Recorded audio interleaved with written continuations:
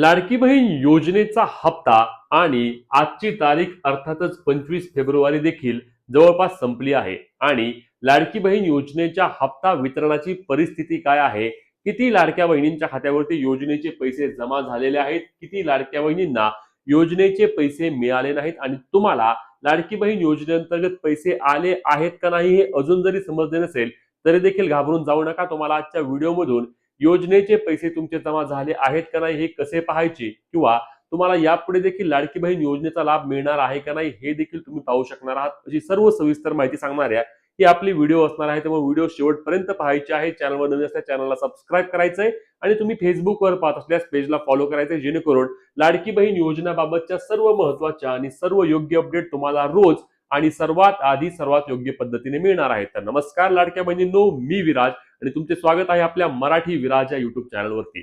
सर्वात महत्त्वाची बाब म्हणजे लाडकी बहीण योजनेअंतर्गत जानेवारी महिन्याचा हप्ता, जो की बहुप्रतीक्षित होता, खूप जास्त लांबला होता. जवळपास महिनाभर हप्ता लांबल्यानंतर अखेरीस या हप्त्याचे वितरण दिनांक 23 फेब्रुवारी रोजी 6 वाजल्यापासून सुरुवात झाली. तिसऱ्या टप्प्यामध्ये म्हणजेच की बँकांचे जे 3 टप्पे असतात ते शेवटच्या टप्प्यामध्ये त्या ठिकाणी लाडकी बहीण योजनेचा हप्ता वितरित केल्याने 6 वाजल्यानंतर लाडक्या बहिणींच्या खात्यावरती मेसेजेस पडायला सुरुवात झाली आणि साधारणपणे रात्री 10 वाजेपर्यंत राज्यातील विविध भागातील लाडक्या बहिणींच्या खात्यावरती योजनेअंतर्गत पैसे जमा झाले होते. त्यानंतर कालचा दिवस म्हणजेच की मी सांगेल तुम्हाला की 24 तारखेला देखील लाडकी बहीण योजनेमध्ये अगदी सकाळीच्या टप्प्यापासूनच अनेक लाडक्या बहिणींच्या खात्यावरती योजनेचे पैसे जमा झाले. अर्थातच या वेळचा योजनेचा हप्ता हा 1500 रुपयांप्रमाणेच सरसकट जमा झालेला आहे. आता मी सरसकट 1500, तुम्ही म्हणाल लाडकी बहीणचा हप्ता 1500 असतो, मग हे काय सांगताय?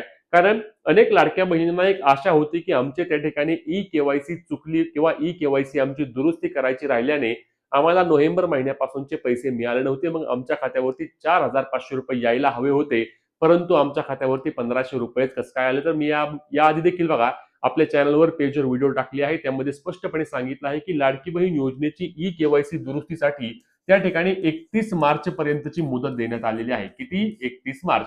आणि 31 मार्च नंतर ज्या ज्या लाडक्या बहिणींची ई केवायसी एडिट होणार आहे त्यांची त्या ठिकाणी यादी सरकार तयार करेल आणि तो यादी तयार केल्यानंतर त्यासाठी किती रुपयांचा निधी लागणार आहे त्या निधीची तरतूद करून त्या ठिकाणी नोव्हेंबर आणि डिसेंबर महिन्याचा जो प्रलंबित लाभ आहे तो लाडक्या बहिणींच्या खात्यावरती जमा करणार असल्याची देखील माहिती मिळाली आहे. त्यामुळे लाडक्या बहिणींनो, घाबरून जाऊ नका.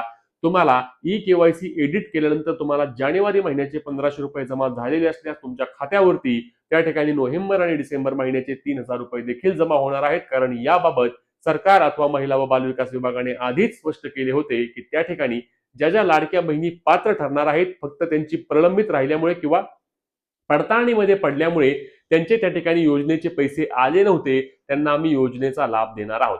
ठीक आहे, आता पुढचा महत्त्वाचा मुद्दा म्हणजे आजची परिस्थिती काय आहे 25 फेब्रुवारी. कारण जवळपास 25 फेब्रुवारी म्हणजे वितरणाचा अंतिम दिवस असल्याचे देखील बोललं जात आहे. मग याची काय कंडिशन आहे तर चला लगेच माहिती घेऊया. तर लाडक्या बहिणींनो, लक्षात घ्या, आजच वितरणाचा शेवटचा दिवस असणार आहे, याबाबत देखील माहिती मिळाली आहे.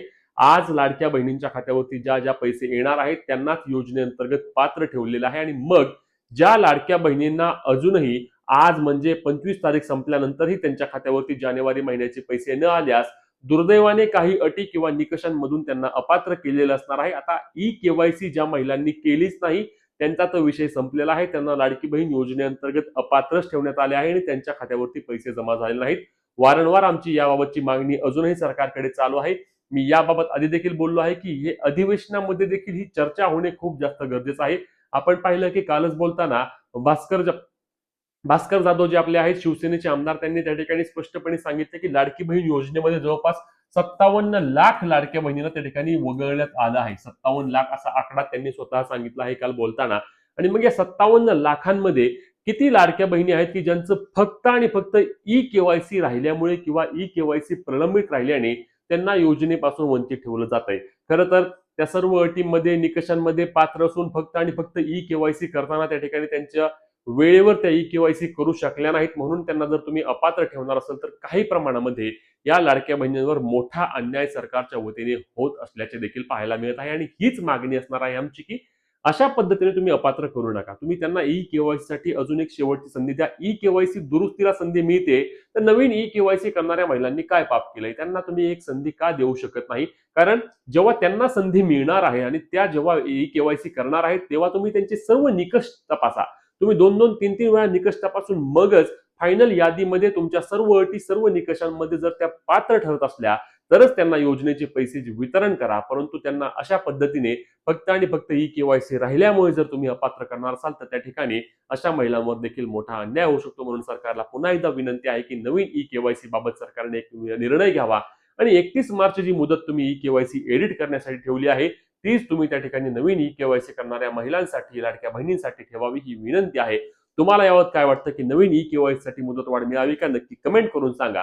आता पुढचा महत्त्वाचा मुद्दा म्हणजे सर्व लाभार्थींच्या खात्यावरती योजनेचे पैसे जमा झाले आहेत. मी सुरुवातीला बोलताना सांगितलं, की 23 तारखेला वितरण त्या ठिकाणी काही प्रमाणामध्ये कमी होतं, परंतु 24 आणि 25 खास करून 24 तारखेला काल दिवसभर लाडक्या बहिणींच्या खात्यावरती योजनेचे पैसे जमा झाले. ज्यांना ₹1500 त्यांना ₹1500, ज्या शेतकरी लाडक्या बहिणी आहेत, की ज्यांना पीएम किसान नमो शेतकरी योजनेअंतर्गत लाभ मिळतो, त्यांच्या देखील खात्यावरती ₹500 काल जमा झालेले आहेत. म्हणूनच लाडकी बहीण योजनेचा सर्व लेखाजोखा पाहता जवळपास वितरण आज अंतिम टप्प्यामध्ये आहे आणि आजच वितरण संपणार आहे.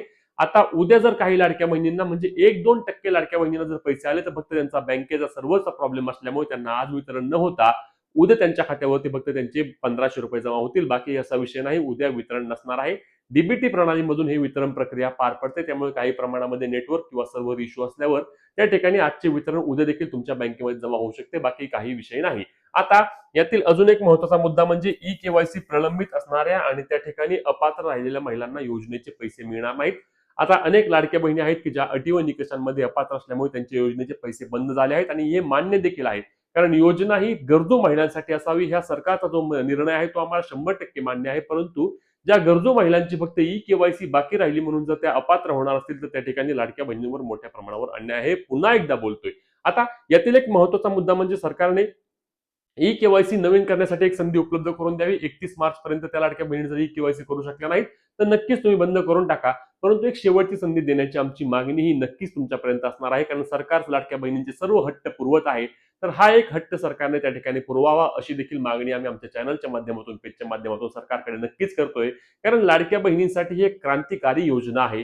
लाडक्या बहिणी नक्कीच तुमच्या या योजनेला मोठ्या प्रमाणावर मानतात. कारण अशी योजना ज्यामध्ये महिलांच्या खात्यावरती प्रत्येक महिन्याला त्यांच्या खात्यावर लाभ जमा होतो, त्यांच्या खात्यावरती ही रक्कम जमा होते आणि या रकमेची नक्कीच महिला चांगल्या प्रमाणामध्ये त्या ठिकाणी वापर करतात.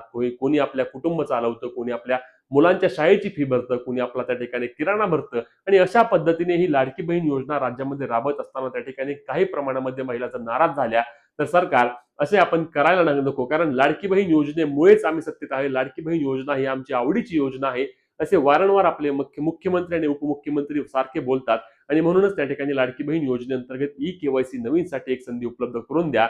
आता फेब्रुवारी महिन्याचे सर्व काही अपडेट असतील तेव्हा लाडकी बहीण योजनेबद्दलचे सर्वच्या सर्व रोजचे बदल, रोजचे अपडेट घेण्यासाठी आपल्या पेजला फॉलो आणि चॅनलला सबस्क्राईब करायला आणि तुमचे प्रश्न कमेंटच्या माध्यमातून विचारायला विसरू नका. भेटूया पुढच्या व्हिडिओमध्ये. तोपर्यंत जय महाराष्ट्र.